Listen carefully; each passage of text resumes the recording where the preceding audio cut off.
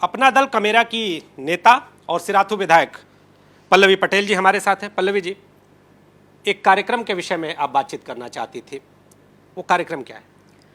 देखिए, अपना दल कमेरावादी का सबसे बड़ा कार्यक्रम एक संगठन के तौर पर राष्ट्रीय अधिवेशन है और जिसका आयोजन 13 सितंबर 14 सितंबर को जनपद कौशाम्बी विधानसभा सिराथू में किया गया है।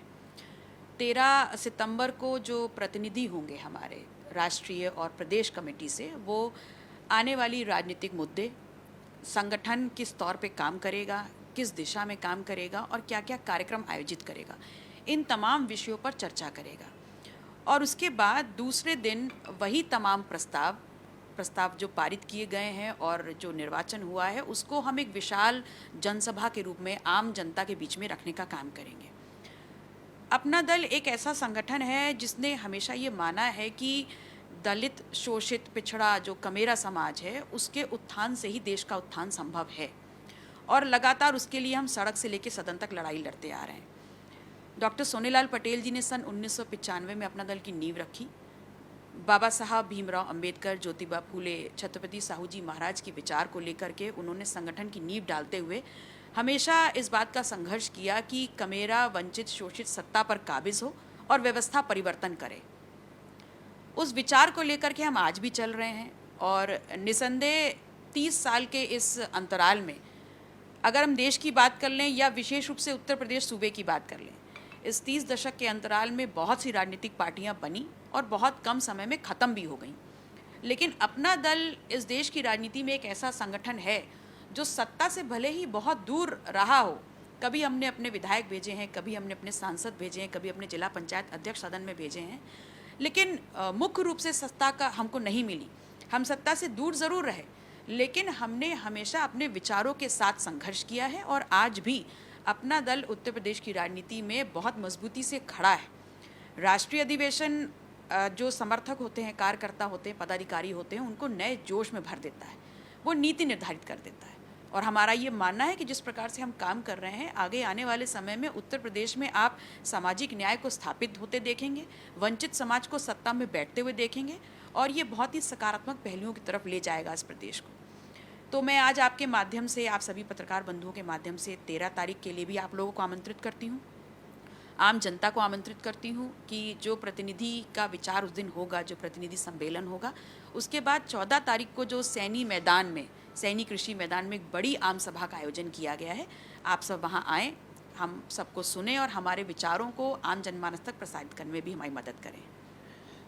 अगर बात करें तो बहुजन समाज पार्टी भी परिनिर्वाण दिवस मना रही है और उस दिन भी बहुतायत भीड़ का आह्वान किया गया है। उत्तर प्रदेश की राजनीति में ये क्या है, इसे हम कैसे लें? देखिए, बहुजन समाज पार्टी हो या उत्तर प्रदेश में कोई भी आप क्षेत्रीय पार्टी को लें, एक पार्टी का उदय होता है उसके वर्कर से, उसके समर्थक से और उसकी विचार से। और निरंतर ये कहना गलत नहीं होगा कि बसपा पार्टी जो रही है, उसने भी बहुत लंबे समय तक उस सत्ता को संभाला है। एक विचार वाली पार्टी है और एक बड़े आम जनमानस को वो इफ़ेक्ट करती है, उनकी बातों को वो लाती है मंचों पर। और परिनिर्वाण दिवस जो मना रहे हैं, निसंदेह अपने सम्मानित, अपने जिनका सम्मान करते हैं, जिनकी पूजा करते हैं, जिनकी विचारधारा को लेकर चलते हैं, उसको आगे अग्रसारित करेंगे और उसको मंचों पे लाएंगे, तभी तो आम जनमानस को पता चलेगा कि हम किस विचार के साथ आगे बढ़ रहे हैं। और ये एक माध्यम होता है, चाहे राष्ट्रीय अधिवेशन हो, चाहे परिनिर्वाण दिवस हो, ये एक माध्यम होता है अपने विचारों को मंच पे रख करके जनमानस को अपने साथ लाना, उनका सहयोग और आशीर्वाद लेना। तो जो आपका कार्यक्रम है और जो बसपा का कार्यक्रम है, आपको क्या लगता है, आपका कार्यक्रम उनके कार्यक्रम पे भारी पड़ेगा, या जिस तरह से आप लोगों की मौजूदगी पूर्वांचल और उत्तर प्रदेश के अन्य जिलों में है, वो ज़्यादा प्रभावी होगी या बसपा ज़्यादा प्रभावी होगी? देखिए, अपना दल हमेशा अपनी ही लकीर को और बढ़ाने का काम करता है। हमारा कंपटीशन किसी और से नहीं, हमारा कंपटीशन जो है स्वयं अपने आप से है कि अगर हमें जनता के बीच में रहना है, अगर हमें सत्ता में बदलाव करना है और उत्तर प्रदेश के राजनीतिक घटनाक्रम में कुछ बदलाव लाना चाहते हैं, तो हमें अपने आप से कंपटीशन करना है, अपने ही पुराने कार्यक्रम को और बेहतर तरीके से, नए अंदाज में और बड़ी शक्ति के साथ प्रदर्शित करना है। उत्तर प्रदेश में सड़कों का हाल ठीक है पल्लवी जी? सड़कों का हाल ले लीजिए, लॉ एंड ऑर्डर का हाल ले लीजिए, किसान का हाल ले लीजिए, महिला का हाल ले लीजिए, युवा का हाल ले लीजिए, कार्यकर्ता का हाल ले लीजिए, सब बदहाल हैं। सिर्फ कागज़ों में और मीडिया में सब बढ़िया बना हुआ है। हाल पूर्व केंद्रीय मंत्री विजय गोयल का अगर बात कर ले तो वो भी निशाना साध रहे हैं। वो कह रहे हैं कि सड़कों पे जब कोई चलता है तो अपनी पत्नी को देखता रहता है पीछे की है या नहीं। देखिए, इस प्रदेश में व्यवस्थाओं को और बेहतर करने के लिए बहुत बड़े बड़े बजट अलॉट किए जाते हैं, और अगर आप इस सरकार के पिछले 7 वर्षों के बजट देखें तो सिर्फ या तो ढकोसले बाजी जो है वो बढ़ी हुई है, या बजट का आकार बढ़ा हुआ है। रुपया बढ़ गया है और वो रुपए का आवंटन बढ़ गया है, लेकिन जिन व्यवस्थाओं के लिए इस रुपए का आवंटन बढ़ रहा है वो व्यवस्थाएं तस से मस बनी हुई हैं, उनमें कोई सुधार नहीं है। आम जनजीवन व्यस्त है, अस्त व्यस्त है। एक तस्वीर लखनऊ से सामने आई, खजुहा क्षेत्र में सांडों का आतंक देखने को मिला और 2 लोग घायल हो गए। इस पर क्या प्रतिक्रिया? देखिए, जो छुट्टा जानवर आज सड़कों पे हैं, जो खेत खलिहानों में हैं, जो चट्टी चौराहे पे हैं, इसमें निरंतर पिछले 7 वर्षों के अगर आंकड़े निकालेंगे तो आप सिर्फ लखनऊ की बात कर रही हैं, मैं कह रही हूँ उत्तर प्रदेश इतना बड़ा सूबा है, उसके हर ज़िले में अगर आप आंकड़े निकालेंगे तो रोज़ कहीं ना कहीं सांडों से मार खाने की वजह से एक जान जा रही है, कोई एक परिवार अपने सदस्य को खो रहा है। इस पर लगातार हम लोगों ने सदन में चर्चा करी, लगातार सड़कों पे भी प्रदर्शन होता और मांग की जाती है कि इनको अपने नैसर्गिक वातावरण या क्षेत्र में भेजा जाए, और ये सुनिश्चित करना सरकार की जिम्मेदारी है। लेकिन सरकार कहीं ना कहीं अपने इस दायित्व से पीछे हट रही है। जिस तरह से आपका गठबंधन भी समाजवादी पार्टी के साथ रहा, पीडीए का एक नारा सामने है, बिहार की राजनीति में समाजवादी पार्टी भी सक्रिय हो रही है, पीडीए का नारा दिया जा रहा है, आपको क्या लग रहा है, सफलता है आने वाले दिनों में? देखिए, विपक्ष हो या सत्ता पक्ष हो, जब हम लड़ाई के मैदान में उतरते हैं तो हमारी जो विचार होते हैं वो बिल्कुल क्लियर कट होने चाहिए। अगर उसमें ज़रा सा भी लोच रह जाएगी तो सामने वाला उसका फ़ायदा उठा लेगा। मैं सिर्फ इतना कहती हूँ कि बिहार हमारे जस्ट बॉर्डर से लगा हुआ एक प्रदेश है, और जहाँ की राजनीति जेपी आंदोलन से ओतप्रोत है। वो एक ऐसा प्रदेश है जहाँ की राजनीति उत्तर प्रदेश को प्रभावित करती है, और जिस प्रकार से वहाँ पर पूरा इंडिया अलायंस लड़ रहा है और जिस प्रकार की सूचनाएं आ रही हैं, संभावना है, बहुत प्रबल संभावना है कि वहाँ की राजनीति बदलेगी, और अगर बदलेगी तो उसका प्रभाव आप उत्तर प्रदेश की राजनीति में भी 2027 में देखेंगे। मेरी शुभकामनाएं हैं अखिलेश यादव जी को।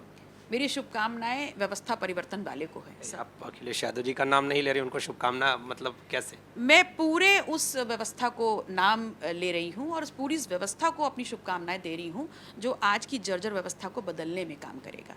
पल्लवी जी, आप कभी कभी नाराज हो जाती हैं, अगर बात करें तो समाजवादी पार्टी, आपने गठबंधन की नाराजगी की मुख्य वजह क्या है, और अभी क्या वो नाराजगी दूर है, अगर है तो किस स्तर पे? देखिए, 2022 में समाजवादी पार्टी के साथ हम गठबंधन में आए, तो गठबंधन हमारी एक ताकत के दम पर और हमारे मुद्दों पे आधारित था। अगर हम कभी देखते हैं कि हमारे मुद्दे थोड़े इधर उधर होंगे तो निश्चित तौर पर हम छोटे संगठन की भूमिका में हैं, अपनी बात तो कहेंगे ही ज़रूर। और मैंने हमेशा कहा है वो बड़े भाई हैं, मैं लड़ करके अपनी बात कह लूँगी, और मैं हमेशा कहती रही हूँ, मैं मुखर हूँ इस बात पे। रही बात, आज भी आप देखेंगे सदन में हो, सड़क पे जो एक मुद्दा होता है जिससे एक बहुत बड़ा जनमानस इफेक्ट हो रहा होता है, उस मुद्दे में हम आज भी साथ खड़े होते हैं। गठबंधन रहे या ना रहे, हम विपक्ष की भूमिका में हैं, और जो मुद्दा आम जनमानस को इफेक्ट करेगा उसमें हम साथ खड़े होते हैं। कई बार खबरें आम हो जाती हैं कि पल्लवी जी बीजेपी के टच में हैं, उनके कहीं ना कहीं नज़दीकी में हैं, क्या सच्चाई है इसमें? देखिए, मैं उत्तर प्रदेश सूबे की एक जनप्रतिनिधि हूँ। निश्चित तौर पर उत्तर प्रदेश की जनता ने मुझे विपक्ष की भूमिका दी है, लेकिन इस बात को नकारा नहीं जा सकता कि जो सत्ता पक्ष के मुखिया हैं वो मेरे इस सूबे के मुखिया हैं। अगर मेरे क्षेत्र की कोई बात है, मेरे लोगों की कोई बात है, लॉ एंड ऑर्डर की कोई बात है उस पूरे उत्तर प्रदेश में कहीं भी, और अगर जनता ये विश्वास करती है कि मैं उसको सही तरीके से उठा सकती हूँ, तो निश्चित तौर पे मेरा ये दायित्व है कि अगर उसके लिए मुझे अपने सूबे के मुख्यमंत्री से मिलना पड़े तो मैं सहर्ष जाऊँगी, अपनी बात करूँगी। और लोग उसका क्या अर्थ निकालते हैं ये उनकी जिम्मेदारी है, मुझे पता है मेरा दायित्व क्या है।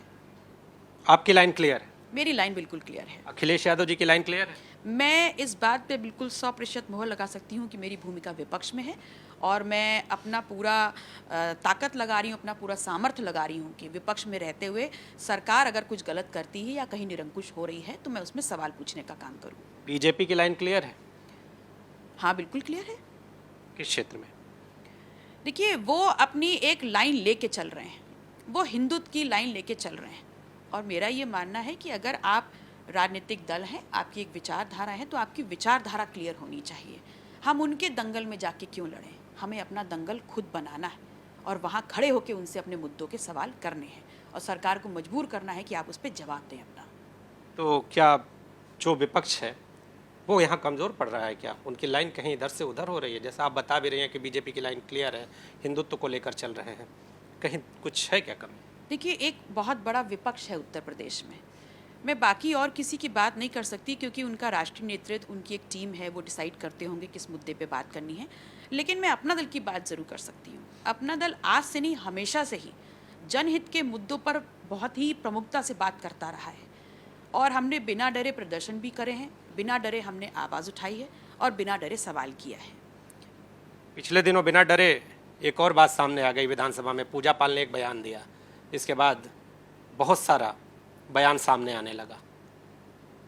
आपको क्या लगता है, पूजा पाल ने जिस तरह से सीएम योगी की तारीफ की, जो लॉ एंड ऑर्डर की तारीफ की, वो सही है? देखिए, हम सब जनप्रतिनिधि हैं और निश्चित तौर पर सदन में अगर हमें अपनी बात कहने का मौका मिलता है तो कोई स्क्रिप्ट तो लिख के दी नहीं जाती। हम सब स्वतंत्र हैं कि हम अपनी बात रखें। तो अगर उनको लगा कि उनका जो उस सूबे का मुख्यमंत्री है, जिनके नेतृत्व में सरकार चल रही, वो सही कर रहे हैं, तो उन्होंने उसको उस बात को कहा। मैं उसको गलत समझती हूँ या सही समझती हूँ, ये मेरा विजन हो सकता है, लेकिन वक्तव्य उनका था, उनको जो सही लगा उन्होंने कहा। पल्लवी पटेल को क्या लगा, सही उन्होंने कहा या नहीं कहा? मेरी इस पे कोई टिप्पणी नहीं हो सकती क्योंकि मुझे नहीं पता कि वो किस घटनाक्रम को लेकर के या किन परिस्थितियों में बैठ करके उस वक्तव्य को दे रही थी। अगर मेरी बारी होती तो मैं अपने आसपास की तमाम परिस्थितियों को देख करके और जो मेरी भूमिका है विपक्ष में, उसको दे करके अपना वक्तव्य देती। पिछले दिनों केतकी सिंह ने एक बयान दिया और उस बयान के बाद समाजवादी पार्टी हमलावर हो गई। इस बयान को लेकर आप क्या सोचती हैं? जो बयान केतकी सिंह जी का आया है वो मैंने भी सुना था। वो भी एक सम्मानित जनप्रतिनिधि हैं और जो उन्होंने बात कही, कभी कभी ऐसा होता है कि हम कहना कुछ और चाहते हैं, शब्दों के साथ अनर्थ हो जाता है। तो जितना मैं उनको जानती हूँ, बहुत ही बेहतरीन वक्ता हैं, बहुत ही सूझबूझ वाली जनप्रतिनिधि हैं। लेकिन अगर उन्होंने ऐसा कुछ कहा और एक पार्टी है जिसके मुखिया पूर्व मुख्यमंत्री रहे हैं, तो निसंदेह जो उनके समर्थक हैं, जो उनके मानने वाले हैं, उनको बुरा लगेगा और ऐसी प्रतिक्रिया स्वाभाविक है। तो आने वाले दिनों में अपना दल कमेरा का एक कार्यक्रम होगा और इस कार्यक्रम के जरिए अपने आप को, अपनी मजबूती को दर्शाना और इसके साथ ही कार्यकर्ताओं को चार्ज करना, इसका बड़ा उद्देश्य होगा, ये बता रही हैं पल्लवी पटेल।